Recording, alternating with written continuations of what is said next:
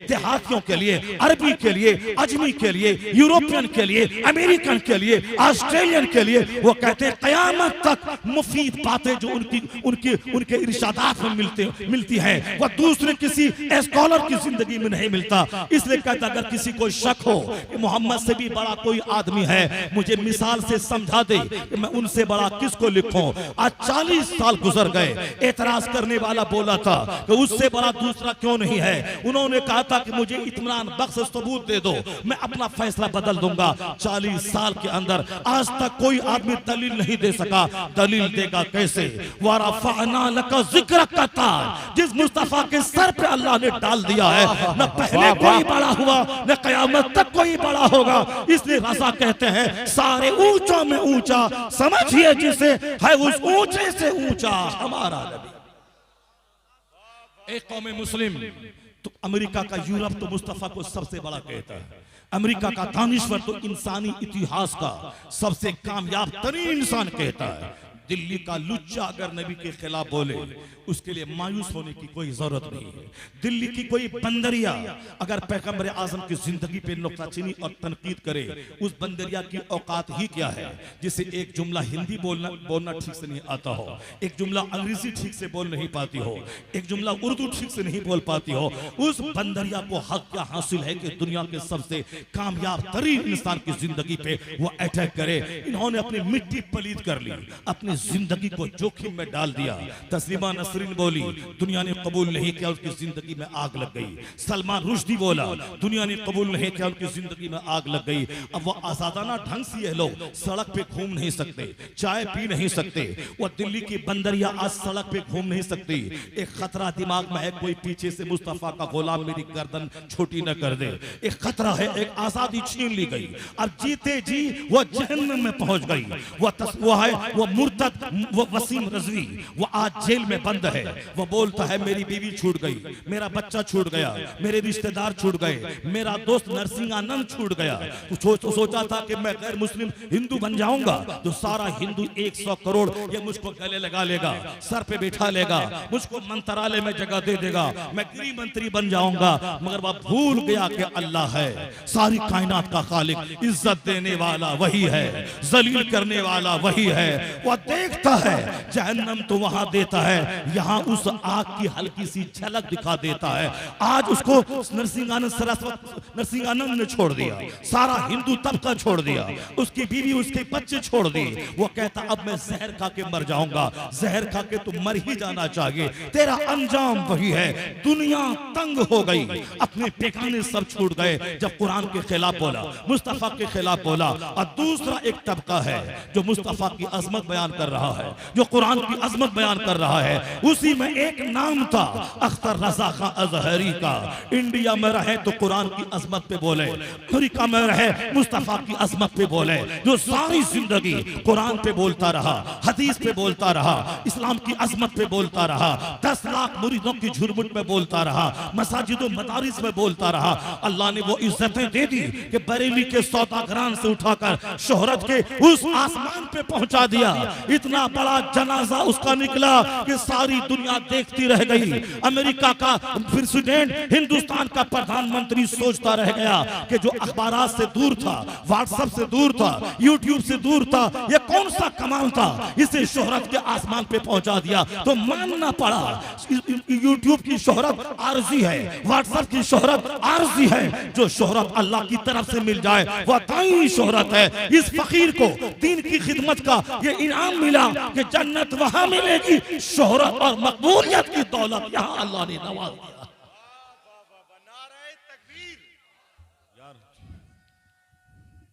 या रसूल अल्लाह जिंदाबाद। इसलिए कभी नर्वस होने की कोई जरूरत नहीं है कि कौन क्या बोल रहा है, अपना काम करते जाए।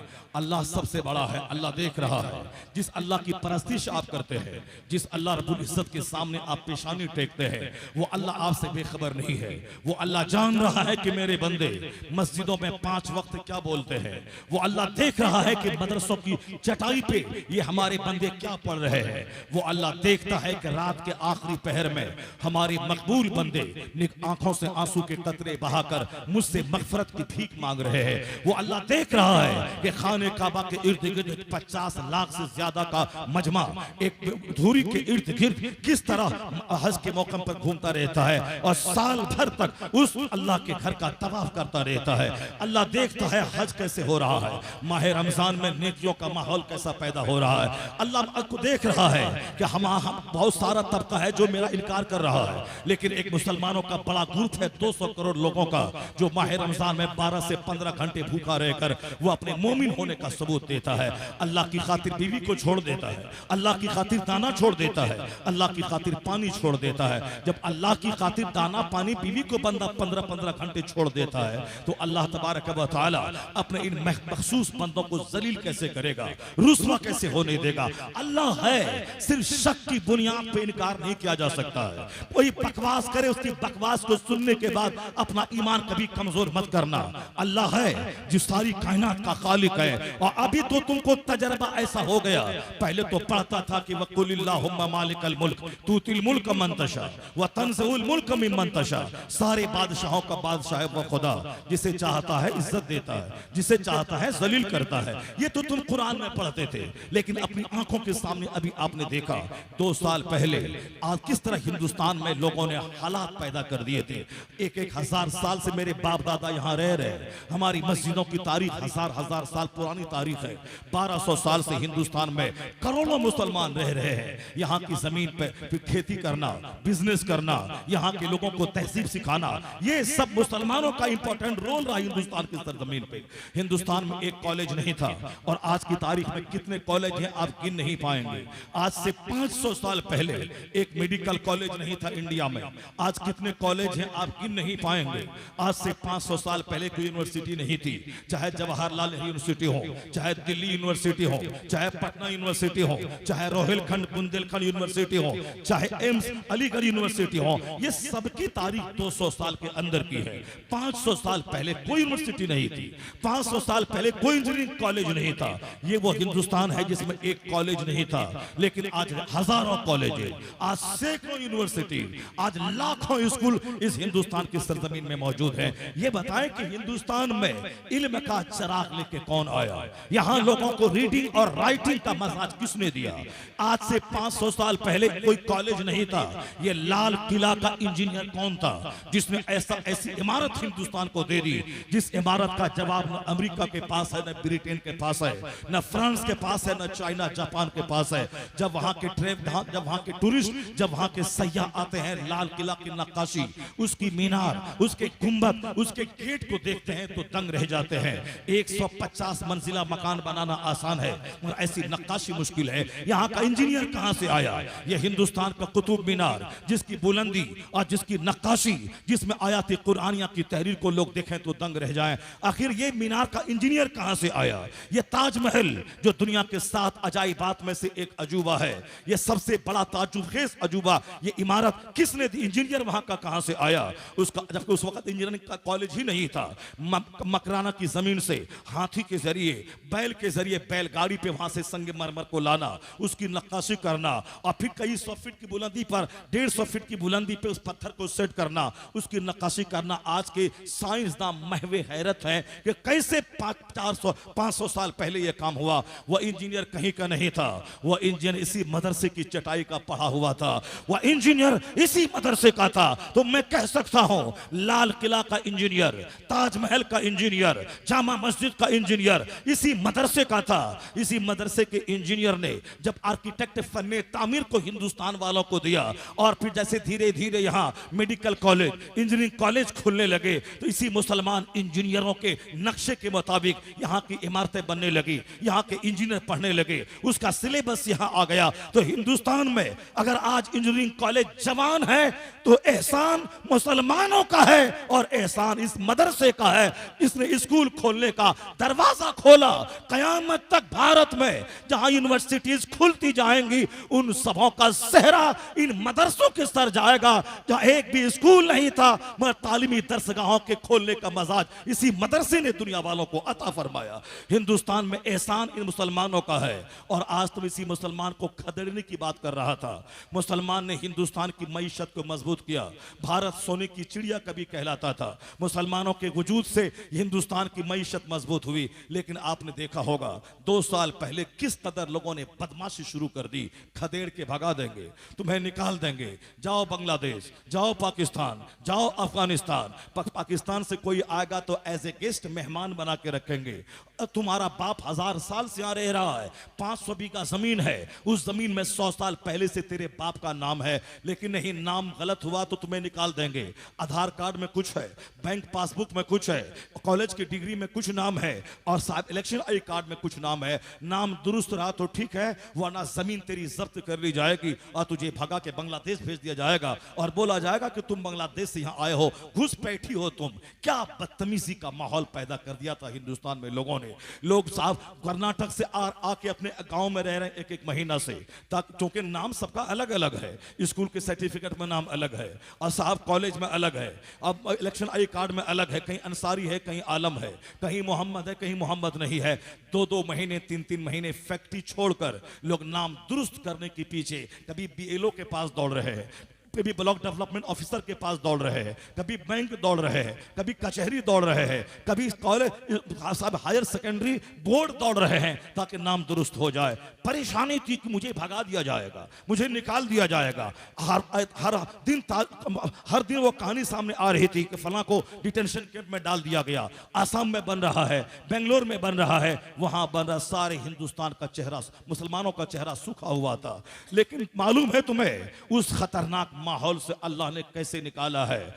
हिंदुस्तान के शरीर मुझे मसल देना चाहते थे, मुझे मार देना चाहते थे, हिंदुस्तान से निकालने की तरकीब बना रहे थे और आज भी खुफिया तौर पर बना रहे होंगे। लेकिन आपको दहशत में आने की कोई जरूरत नहीं। अल्लाह है, अल्लाह हक है, कुरान हक है, इस्लाम हक है। तो जिस अल्लाह ने नमरूद को दुनिया की सल्तनत दी थी, वह नमरूद खुदाई का दावा करने लगा, लोगों से सजदा करवाने लगा। अल्लाह ने छूट दे दी 10 साल, 20 साल, 25 साल, 50 साल। अल्लाह के नजदीक 50 साल की कोई हैसियत नहीं है। इसलिए आप भी हमेशा समाज के किसी सूदखोरों को देखें, इनकी दौलत बढ़ती जा रही है, ये ना बोलें कि अल्लाह नहीं है, अल्लाह रहता तो पकड़ लेता इसको।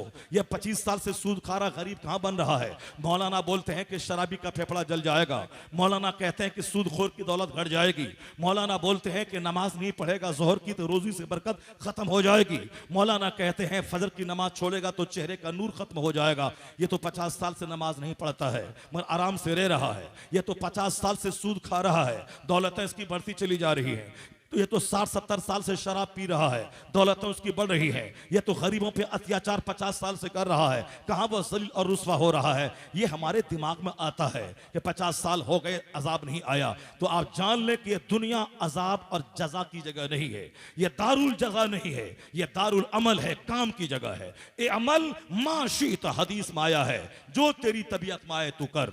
ये दुनिया का 60, 70, 80, 90, 100 साल, मैक्सिमम 100 साल ये हमने तुझको दे दिए है और तुमको आजादी है। चाहे शराब पी के जिंदा रह, या दूध पी के जिंदा रह, या ताड़ी पी के जिंदा रह, या पानी पी के जिंदा रह। एक तरफ शराब का गिलास, एक तरफ दूध का गिलास। अब तेरी मर्जी है, चाहे शराब की तरफ हाथ बढ़ा या दूध की तरफ हाथ बढ़ा। एक तरफ मस्जिद है, जाके मस्जिद में नमाज पढ़, या तेरी मर्जी है मंदिर में घंटा बजा। एक तरफ नेकों की महफिल है, वहां जाके बैठ, या शराब की भट्टी में जाके वहां खूब गालियां दे और खूब कीमत की महफिल सजा। 80, 90, 100 साल, इससे ज्यादा नहीं। इससे ज्यादा अगर कोई जिंदा रह भी गया वो मुर्दा लाश की तरह है। और इसी 100 साल के अंदर ही तुझको दुनिया छोड़ के जाना होगा। हर जुमा के दिन खुतबे रज़विया में इस हदीस पाक की तिलावत होती है, ए अमल माशीता, do what do you want, जो तेरी तबीयत में आए तू कर ले। आलिम को गाली दे, माँ बाप को लात और जूते से मार दे, अपने पड़ोसी पे जुल्म कर ले, नौकर गुलाम पे अत्याचार कर ले, दिन रात शराब पीता रहा। जैसे भी हो 100 साल 1 मिनट है अल्लाह के नजदीक। तुम्हारे नजदीक 100 साल है, अल्लाह के नजदीक वो 1 मिनट है। 1 मिनट से भी कम है। क्यों? मरने के बाद की जो जिंदगी है वहां का एक दिन दुनियावी गिनती के हिसाब से 50,000 साल के बराबर है। कान मिकदारहु 50,000 सना, वहां का दिन जिसकी मिकदार दुनियावी गिनती के हिसाब से 50,000 साल का एक दिन होगा मरने के बाद का। उसके मुकाबले में दुनिया का 100 साल तो 1 सेकंड है। तो 1 सेकंड जैसे जीना है जी ले, शराब पी के जी ले, ज़िना करके जी ले, मौलाना को गाली दे के जी ले, मदरसे को मिटा के जी ले, जुल्म अत्याचार करके जी ले और सूद खा के जी ले, जैसे जीना हो जी ले।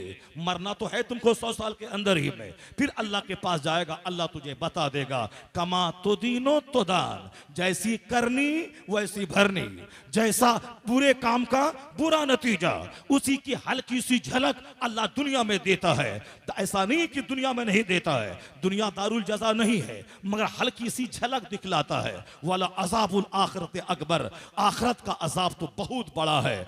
दुनिया में जो आदमी माँ बाप की तौहीन करेगा उसका बेटा नाफरमान पैदा होता है, और बाप को जो तकलीफ दिया था उससे बड़ी तकलीफ इनका बेटा इनको देता है। यह हल्का सा बदला है, और खतरनाक बदला तो मरने के बाद जहन्नम की आग में बाप को मारने का, माँ को सताने का, पड़ोसी को जुल्म करने का, नौकर को आंख दिखलाने का, दूसरों को गाली देने का, दौलत के नशे में फिरौन बनने का, इसका तो हकीकी सजा, इसकी हकीकी सजा तो मरने के बाद ही है। वाला अज़ाबुल आखिरत अकबर, आखिरत का अजाब सबसे बड़ा है, मगर उसी की छोटी सी झलक अल्लाह दुनिया में दिखला देता है। माँ बाप का नाफरमान मैंने अपनी आंखों से देखा। मेरे घर के सामने एक शख्स का घर था, उसका बूढ़ा बाप, उसका जवान बेटा, जिस तरह एक मुर्दा कुत्ते को आदमी घसीट कर गड्ढे में डालता है, उसी तरह मेरी उम्र गालिबन 10 से 12 साल रही होगी। मैं सारा गांव जमा था इस तमाशे को देखने के लिए। मेरे वालिद ने कहा जो कुछ तुम देख रहा है कि ये बेटा अपने बाप को इस तरह घसीट रहा है। मेरे बाप की उम्र उस वक्त 50 साल थी। वो कहते हैं कि मैंने अपनी आंखों से सेम यही मंजर मैंने देखा है। जो आज घसीटा जा रहा है ये भी अपने बाप को ऐसे ही घसीटा था, वो मंजर मैंने देखा था। ये है अदना सा बदला, जैसी करनी वैसी भरनी। उन्होंने अपने बाप को घसीटा था, उनका बेटा उसको घसीट कर हजारों आदमी के सामने उसकी बेइज्जती का तमाशा उसने दिखलाया। पाकिस्तान का एक शख्स वह शराबी था, उनकी मां बराबर कहती थी कि बेटा शराब मत पी, दुनिया आज है कल खत्म, यह दुनिया ढलती छांव की तरह है, कोई हमेशा जवान नहीं रहता है, जवानी क्षण भर की आती है फिर बुढ़ापे में तब्दील हो जाती है। जैसे दरख्त का साया है, अभी इधर है, सूरज जैसे ढला वो साया उधर चला जाता है। दुनिया की कोई चीज एक हालत पर नहीं रहती है। जिसको तुमने 10 साल पहले देखा था दाढ़ी के सारे बाल सयाह थे, आज 10 साल के बाद तू देख उसके दाढ़ी के बाल या तो खिचड़ी की तरह हो गए हैं या फिर मुकम्मल तौर पर व्हाइट हो गए। एक हालत पे दुनिया की कोई चीज नहीं रहती। 10 साल पहले कोई मालदार था, आज उसकी कार बिक गई, मकान बिक गए, जमीन बिक गई, वो सड़क पे आ गया। ये तमाशा बंबई में हमेशा देखा जाता है। नौकर बन के बंबई आया था, नौकरी कर रहा था, और देखते ही देखते अरबों में खेलने लगा, और 2-4 साल के बाद ऐसा पलटा खाया कि गाड़ी बिक गई, मकान बिक गए, आईफोन बिक गए। अब वह सड़क पे आ गया, दूसरी फैक्ट्री में मजदूरी कर रहा, जहां से सफर का आगाज किया था वहीं वह पहुंच गया। ये दुनिया की कोई चीज एक हालत पर नहीं रहती है। इसलिए यहां अगर कोई दौलत पे इतराता है उससे बड़ा गधा कोई नहीं है। यहां कोई जवानी पे इतराता है उससे बड़ा उल्लू कोई नहीं है। यहां कोई अपने मकान पे घमंड करता है उससे बड़ा अहमक कोई नहीं है। यहां अगर अल्लाह नेमत दे तो वह नेमत फिरौन बनने का इशू नहीं है, वो नेमत है शुक्र का इशू। अल्लाह जवानी दे तो अल्लाह का शुक्र अदा करे, अल्लाह दौलत दे तो अल्लाह का शुक्र अदा करे, अल्लाह गाड़ी दे तो अल्लाह का शुक्र अदा करे, जमीन दे तो शुक्र अदा करे, नौकरी मिले तो शुक्र अदा करे। वह पान का के सीने का बटन खोलकर सीना तान के चल के न बोले I am greater than all, मैं सबसे बड़ा हूं, मैं जो चाहूंगा वह होगा, जो मैं खाता हूं वह कोई नहीं, जो मैं पहनता हूं कोई नहीं पहनता, जो मैं गाड़ी पे चलता हूं कोई नहीं चलता। वो गधा सिर्फ 10 साल वेट करे समाज का आदमी, 10 साल के बाद उसकी रुसवाई का तमाशा वो देखेगा, उसकी जिल्लत का तमाशा देखेगा। अगर नहीं तो मरना तो है ही, कयामत के दिन तो तमाशा देखेगा ही। इस दुनिया में जब उसकी जवानी बुढ़ापे में तब्दील होगी, जब हाथ कांपने लगेगा, जब वह लाठी के सहारे चलेगा, उसके सामने आके बोल कहां गई तेरी जवानी।